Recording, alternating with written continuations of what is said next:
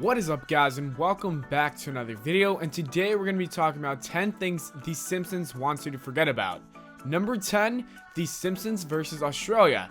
The 1995 episode Bart vs. Australia left a bad taste in the mouths of some Australians. The plot revolves around Bart having made a prank call to a boy in Australia, and the entire family is forced to travel there to make an apology. After it aired, letters started flooding into news stations complaining about the show's portrayal of Australians. One letter sent to the magazine, The Age, read, "All they did was make Australia look like a bunch of loonies with Cockney voices." In the same magazine, Simpsons showrunner Mike Reiss was complacent on the matter during a separate interview. His point of view was that anytime the Simpsons parody another country, they become furious. This time they were actually condemned by the Australian government. Number 9, offending New Orleans. Early on in season 4 came one of the show's top 10 episodes according to Time magazine. Titled A Streetcar Named Marge, it was one of the show's early music-oriented plots. Marge joins a local Broadway show as a female lead Bubbits, the show's musical numbers that landed them in hot water. Jeff Martin, the lead writer of the episode, parodied the Sweeney Todd song There's No Place Like London, which describes the city of London in unflattering terms. The city is instead New Orleans, which describes them as the home of pirates, drunks, and whores. The president of Fox issued an apology following the fallout, and the creators included an Easter egg in the next episode opening credits. Bart is seen writing "I will not defame New Orleans" over and over again on the chalkboard. Number 8, the Banksy opening intro. Fans of the series were excited to hear that one of the opening intros of season 22 would be written by graffiti artist Banksy. Banksy initially wanted to work on the show after hearing the characters were animated in Seoul, South Korea. While the episode garnered favorable reviews, responses based on the opening were mixed. Nelson Shin, the founder of a Korean company, protested, saying that the intro was actually suggesting that the animators work in sweatshops and that most of the content was degrading people from Korea, China, Mexico, and Vietnam. Some critics found the show to be hypocritical, being that they were taking advantage of outsourcing labor to developing countries. Number 7, the death of Krusty the Clown's father. For months leading up to the season 26 premiere, the creators teased the death of a character during the first episode back.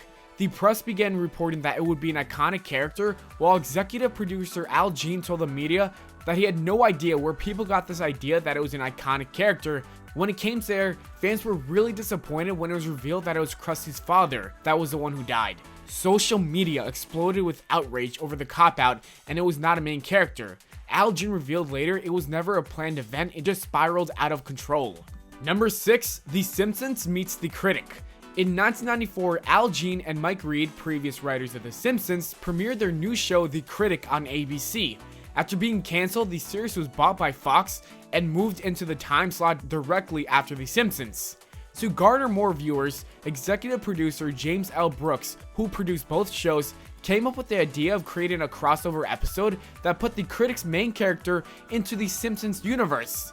The Simpsons creator Matt Groening was immediately against the idea. Eventually, he was unable to get the program pulled and opted instead to have his name removed from the credits. Groening wasn't alone in his criticism, as all critics agreed that the episode felt out of place. Number 5, Smithers' first appearance. If you watched The Simpsons since the very beginning, you may have noticed something odd in one early episode in particular. The third episode ever introduced the audience to Smithers, Mr. Burns' assistants. If you have seen more recent seasons prior to this episode, you'd realize that they initially had his skin color black and his hair a bluish hue. When the DVDs were first released for season 1, people began to complain that they had changed Smithers' skin color from black to yellow. While fans began to gather their pitchforks, Groening had a simple explanation. Smithers was always yellow and that they painted him the wrong color. That's all. At the time, we didn't have enough money to do retakes, so when there were glitches and mistakes, they stayed that way. Number 4, Homer is sexually assaulted by a panda. In the 5th episode of season 12, titled Homer vs. Dignity, the show's dignity is indeed put to the test.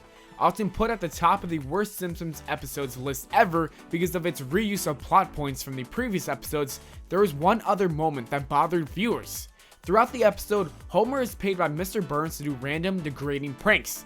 The one that got everyone's attention was when Mr. Burns had Homer disguise himself in a panda outfit and had him enter a panda exhibit at the Springfield Zoo. Homer is tasered by 2 zoo handlers and then is dragged away by a male panda, Ping Ping, into a cave where off camera you hear Homer being sexually assaulted by Ping Ping. Immediately after airing, critics universally panned the episode. Colin Jacobson of DVD Movie Guide was quoted saying, "Bad sign number 1, when a series plagiarizes itself. Bad sign number 2, a scene in which Homer gets raped by a panda." I would say that overall sums it up. Number 3, the Family Guy feud. While many have complained about Family Guy ripping off the Simpsons format, which led to the phrase, "The Simpsons did it first," it seems the show's writers openly agreed. After the success of Family Guy, the Simpsons writing room started throwing jabs at Family Guy that alluded to them plagiarizing them and took extra shots at their lowbrow humor.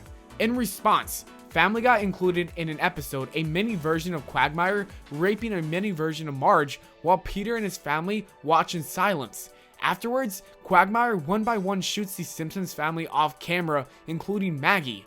Fox outright refused to air the scene.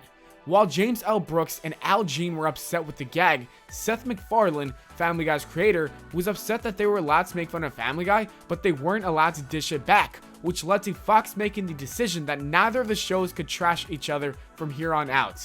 Number 2, Skinner's true identity.